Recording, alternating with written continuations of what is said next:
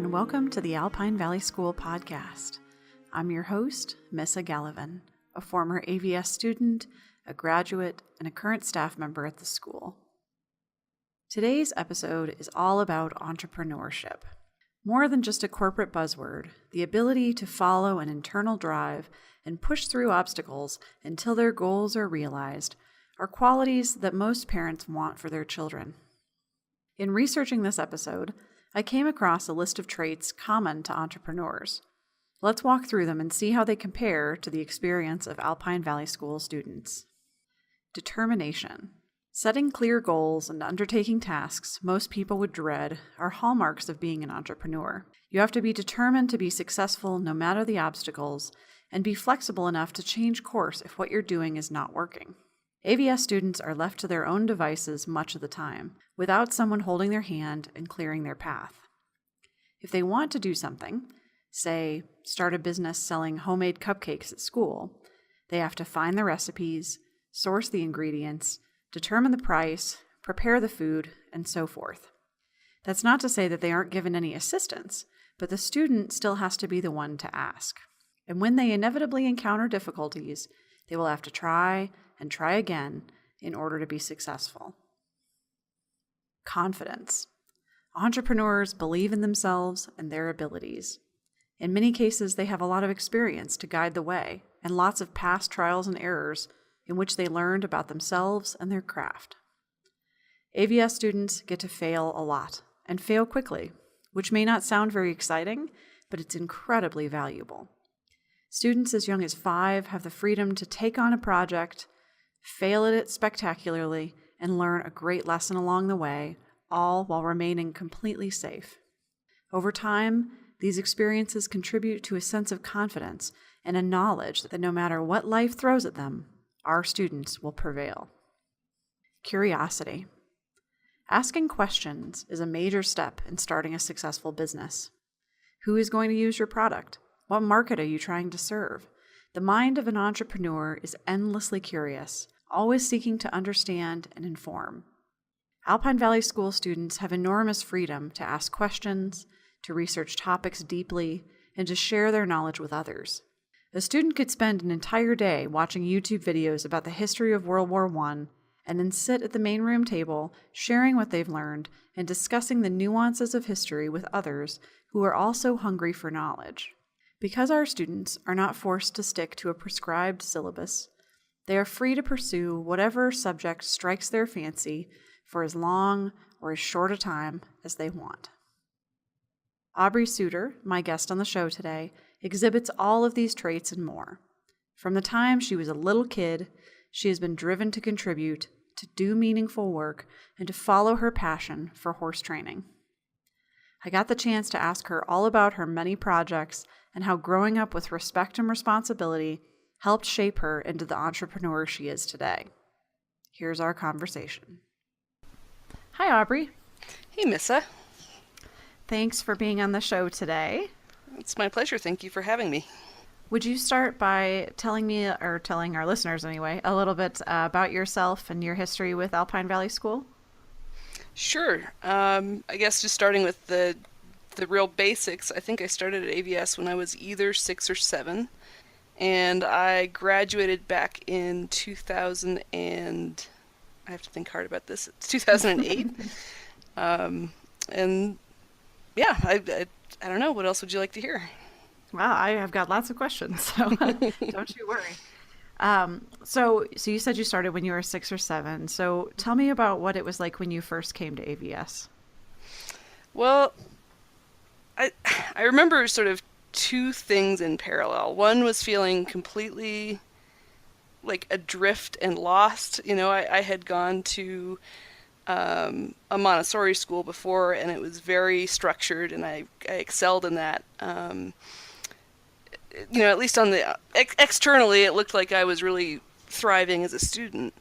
And so when I came to AVS and there was no one to tell me what to do, I really felt like I couldn't find any purpose in anything. You know, I really was missing that feedback that I was, you know, doing well and spending my time well and I'm smart and, you know, all that sort of external validation. So that was hard at first. And the other thing was that there were people of all ages all around me. At my other school, I had always wanted to be a grown-up, so I had always wanted to spend time with older people. And the best that I could do in that environment was basically have lunch with teachers at their table, and laugh at jokes that I didn't really get. And worst of all for me, probably, it was cute. And I hated being cute. I didn't want to be a cute kid. I wanted to be a respected peer. And so when I got to AVS, it was just completely different. I mean, it didn't matter how old you were. It just mattered what you wanted to do and whether that fit with what other people wanted to do. So, and not only could you spend time with whoever you wanted, but you could do really important stuff. That was, again, as a kid, I was obsessed with being responsible and being mature.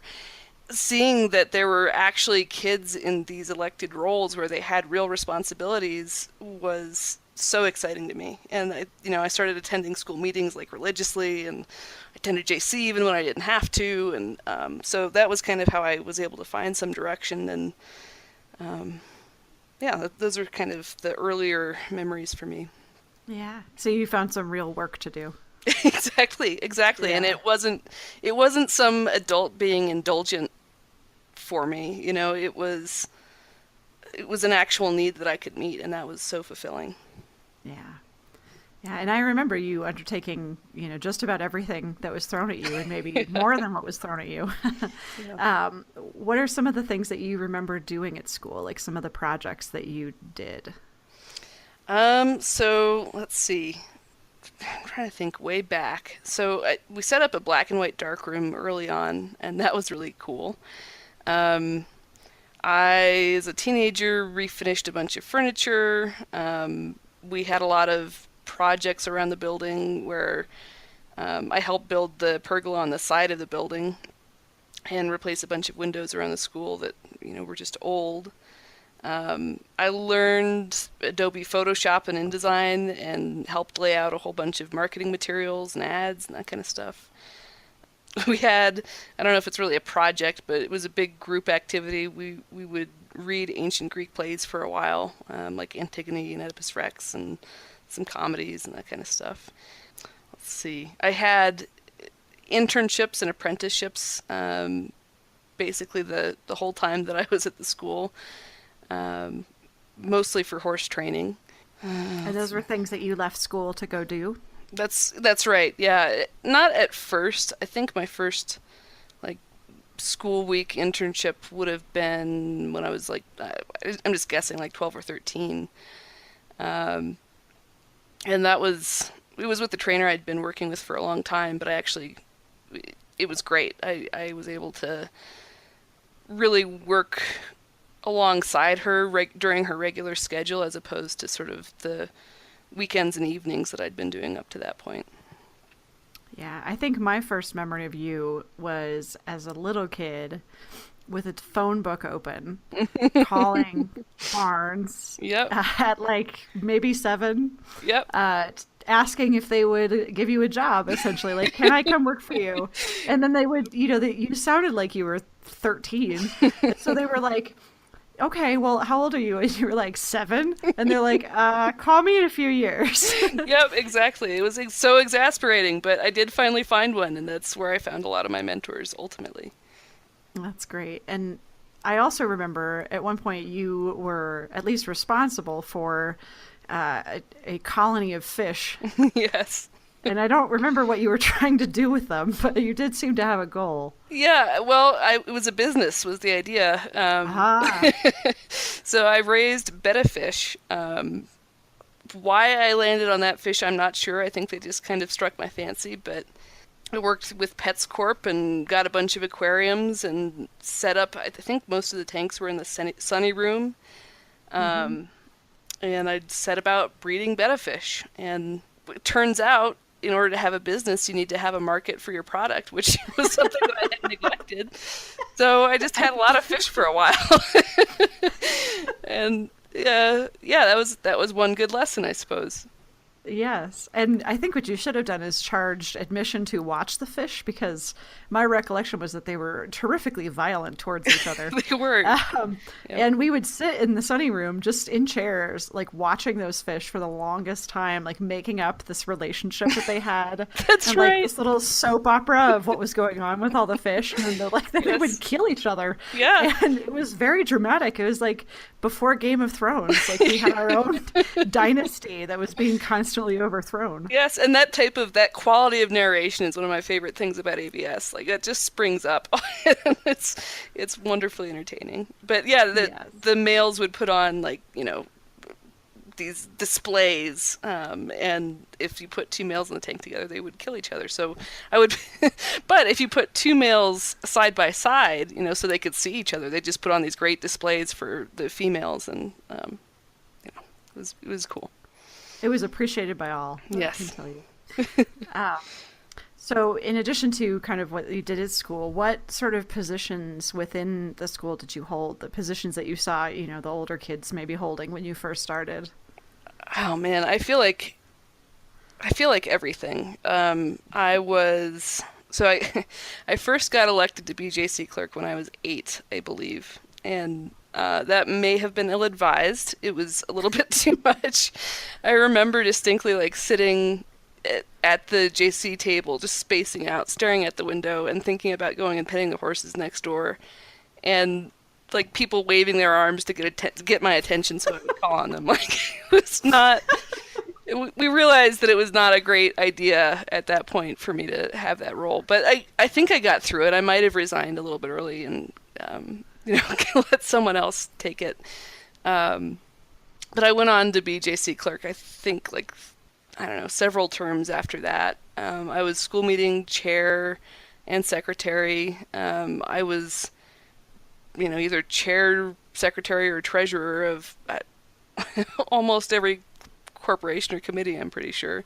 And a founder of a great many of them, too, as I recall. Yeah, definitely. We did fundraisers. I had a few different clerkships. I think I was elections clerk and law clerk, and might have been grounds clerk for a little while. I can't remember exactly what else. But, I mean, I tried almost everything on, and I think I got something out of sort of each of those roles. Yeah. What do you remember specifically getting out of? Like, what stands out in your mind about being an official and what you learned from that process? I think that just even the process of getting elected to any of those positions taught me a lot. I learned, I think, first and foremost, that if I thought that something should be done differently, I could actually do something about it. A lot of the time, the reason that I ran for a position was that I wasn't really happy with whoever was currently in it. Or not even with them personally, but with just the impact that had on, my experience at that meeting, because they're usually centered around meetings. So I also learned that there were limits to the number of commitments that I wanted to take on. At a certain point, I had so many positions that I felt like I was just constantly fulfilling some official role, and I didn't have any time for myself. I think that was a really valuable experience for me to realize that I needed to step back from some things. And then, I think looking at like JC, I learned a lot about creating and maintaining an environment where people feel like they can really just speak openly and say things even when they're hard. And how to manage conflict when tensions ran kind of high. It can get really emotional. And it's important that we have those conversations, even though it can feel very formal. It's important that people get what they need to out of it. So a lot of sort of managing tense situations, I would say, in JC, and just keeping people focused when it might be boring, but it's not boring to the people who wrote up a case or who are defending themselves. Being secretary for a bunch of different groups also, I think, helped me learn to organize my notes and present information in a structured way that was understandable to other people. It was important to have a record that we could all look back on and, understand the same thing.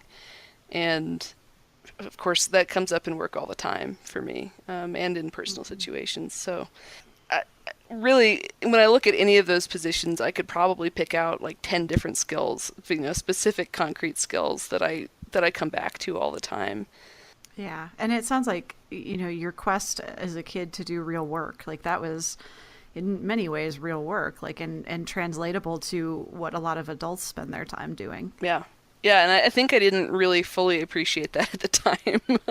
Sure. And most of us don't. Yeah, absolutely. It's only in hindsight that I see that, I was auditioning. I was auditioning for all of the things that I find so valuable in what I'm able to do day in and day out now. And the process of learning how to do it is very similar to learning how to do all the things that I do as an adult now. I notice that something is different from how I would like it to be, and I figure out how to make it better, and often how to work with other people to make it better. And that's really what it all boils down to. Yeah, absolutely. My new answer on tours, when we start getting the question of how are they going to learn blank, which is whatever, reading, writing, is I say to that person, well, how would you learn programming? Right. At this point, right? Yeah. You probably go online, you'd find a class, you'd go to a community college or whatever, because that's the type of learner you are. That's how the kids do it. Yeah. That's pretty much it. Yeah. That's the story. They do it in the way that you do. And I think that sounds like you had so much practice at that, because you were doing all these different things and taking on so much and really doing work. Yeah. Yeah. I remember when I used to talk with prospective parents more, one of the biggest concerns was that their kids wouldn't learn enough of the basics to be able to function as an adult. And I mean, just to function as a human being in the school, even, you have to be able to do certain things. And so all of the basics that you're, paralyzed with fear that your kids won't be able to figure out are going to come up. They're going to have to balance the books for some fundraiser for this thing that they really care about, or they're going to have to read the words in a video game, or, whatever it is, for the same reason that things come up in your adult life that you care about and need to figure out. That's what these kids in the school are encountering all the time. And not only are they learning these skills specifically, but they're figuring out how to pick them up. Absolutely. And to me, what stands out, I think, about your experience in particular is that I sort of thought of you and still think of you as an entrepreneur. Like wherever you are, you take ownership of that relationship, of that environment, of that process. Like as a student, you took a great ownership, I think, in the school. And even if you haven't started your own business, or you're not necessarily working for yourself, like there's that spirit of really taking responsibility. And I wonder if you've seen that as well in your career, in your history at ABS, just that kind of vibe. Yeah, absolutely. I do credit the school a lot with giving me the really foundational belief that I can improve things, and I think it's really easy for me, and I think for other people too, to doubt my own capabilities and to sort of sit back and wait for other people to get it. I had the repeated experience at ABS of, not believing in my own ability to contribute and sitting back and watching things not get any better without me, and realizing that it wasn't going to change unless I did something about it. And then having the experience of stepping in and doing something a little bit different. And things did get better. And it took a lot of sort of beating it into my head that, I did have valuable contributions to make, but I got there, and it's still something I kind of wrestle with, where I tend to undervalue my own sort of instincts and ability to contribute, but I'm getting there. I think ABS helped a lot. Sure. I think that's a pretty universal struggle, so I understand. How did things change for you when you were at ABS as you got older? Like, your relationship to kind of what you did every day, and how did those things shift as you grew into adulthood? I think the scale of my this is going to sound bad, I don't mean it this way, but the scale of my anxiety really changed.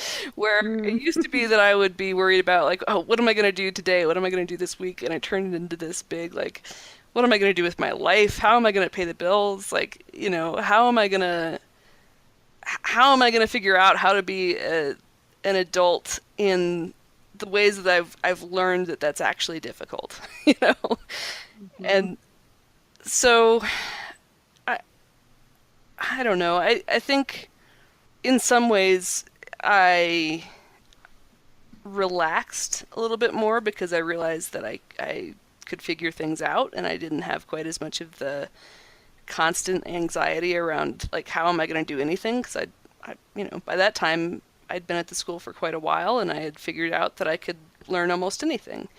And sort of a deepening of just curiosity about how the rest of my life was going to play out. And you can't figure that out as a teenager. But I think that I spent a lot of my later years at the school really deeply contemplating what I wanted to do. By that time, I had decided that I didn't want to be a professional horse trainer anymore, and that presented for me a really huge crisis. I had developed a deep skill in something I had really cared about. I had established all of these wonderful mentorships and relationships, and to step away from that was terrifying. I'm really grateful to have had that experience while I was still at the school, because I think I could easily have, repressed that for much longer, and avoided the uncertainty and just stuck with the plan. And I think because... And then had a really good midlife crisis. Exactly. Yeah, and I joke all the time that I don't think I'll have a midlife crisis because I have like a bi-monthly crisis. I'm always thinking about, like, where am I going? What am I doing? What is it that I'm achieving? Am I happy? Is it enough? Like, do I need to change? And that's maybe a little bit too much for me and for other people too. But I am definitely able to self-reflect, and I really appreciate having had the opportunity to go so far down a path, feel so incredibly invested in it, and realize that it was okay to step back and become really good at something else. Well, that's wonderful that you were able to recognize that too, and be able to deal with that and have time and hopefully the support too from maybe us to say it's okay to change your mind. Right. Yeah. This isn't you are not your vocation or your interest. You're Aubrey, and we still like you. Right. Yeah, absolutely. And I think that support was huge, because so much of my identity was wrapped up in, like you said, my vocation. I had chosen it. From the time I was 7 and calling all those barns, harassing them, I was crystal clear. And so to take that away, I really did rely on all the people who had seen different aspects of me and what I meant to the school, to kind of remind me that there were other elements of myself that were also valuable and that were also appreciated by other people. That was, it was, yeah, I just can't really even imagine what that would have been like without that really strong support network. Well, now you're here. You're an adult. You did it. You got to the place you wanted to go. So tell me about what your adult life looks like.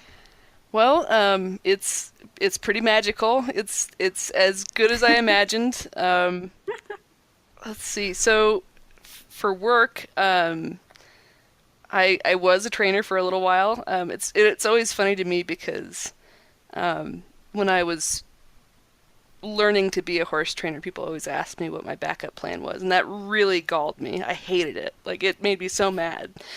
And once I decided I didn't want to be a horse trainer and I was trying to get into the tech industry, the horses were my fallback plan. Like, they were what I did to make money when I had to.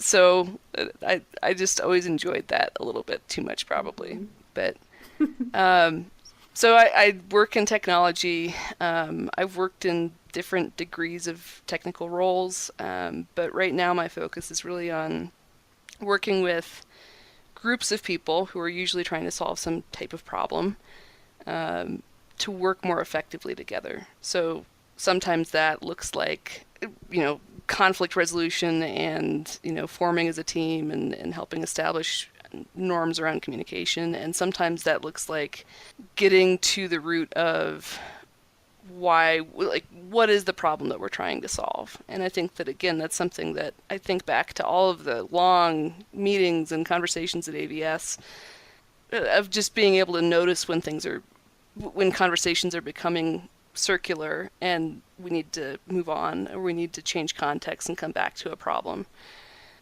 So that's work. My husband Andreas and I we have about 1.5 acres, and we raise pretty much all of the meat that we eat.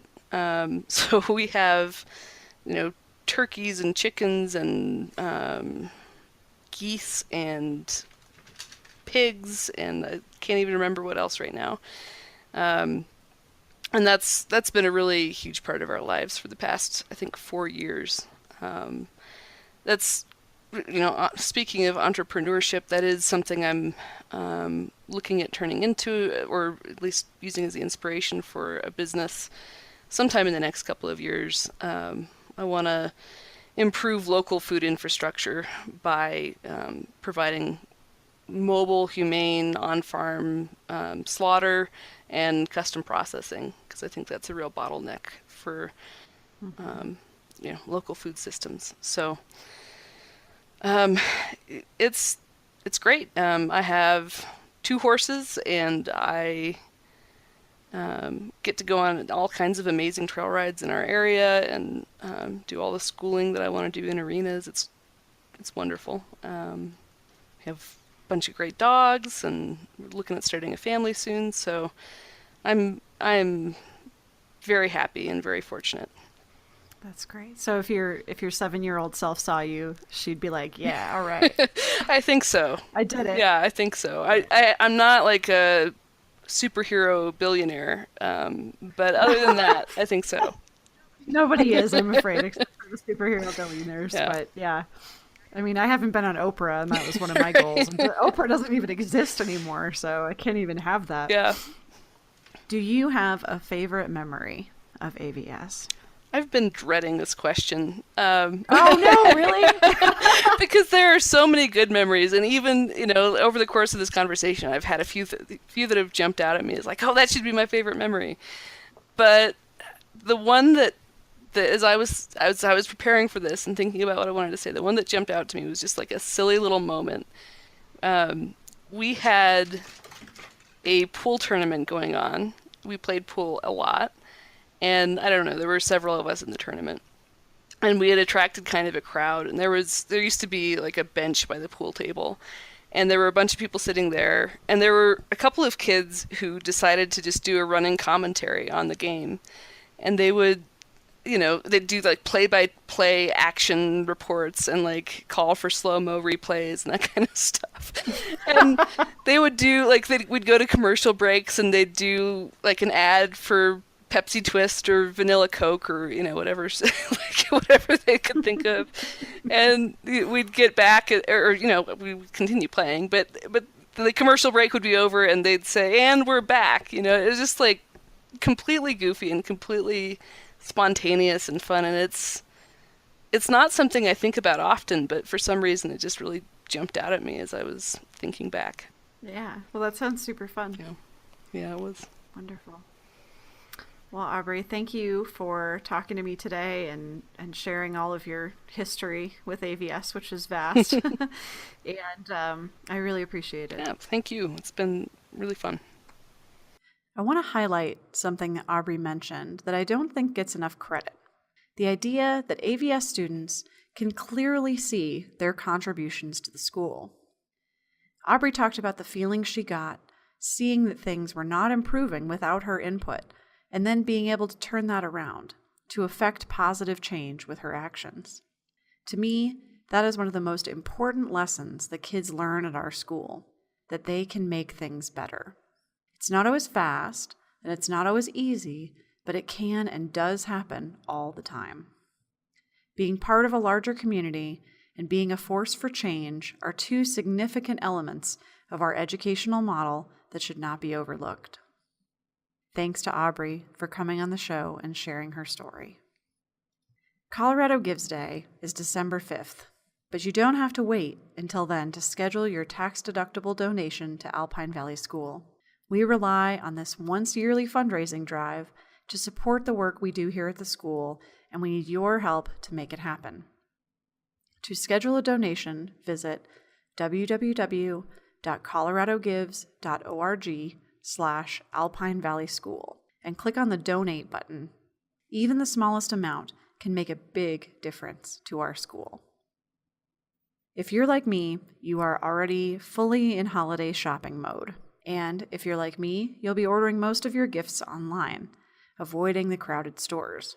If you do so, please consider using Amazon Smile to order your holiday gifts and goodies while supporting Alpine Valley School in the process. Simply visit www.smile.amazon.com and select Alpine Valley School as the nonprofit you wish to benefit with your purchase. There's no additional cost to you, and we receive a small donation with every order placed. You can even make Amazon Smile your default shopping selection so that all your future purchases benefit the school. Show notes for this episode, featuring pictures and a link to the podcast on YouTube, are available at www.alpinevalleySchool.com/podcast/EP14 for episode 14. As always, thanks for listening. I'm Missa Gallivan. This is the Alpine Valley School podcast, and we'll be back again soon with more stories of real learning for real life.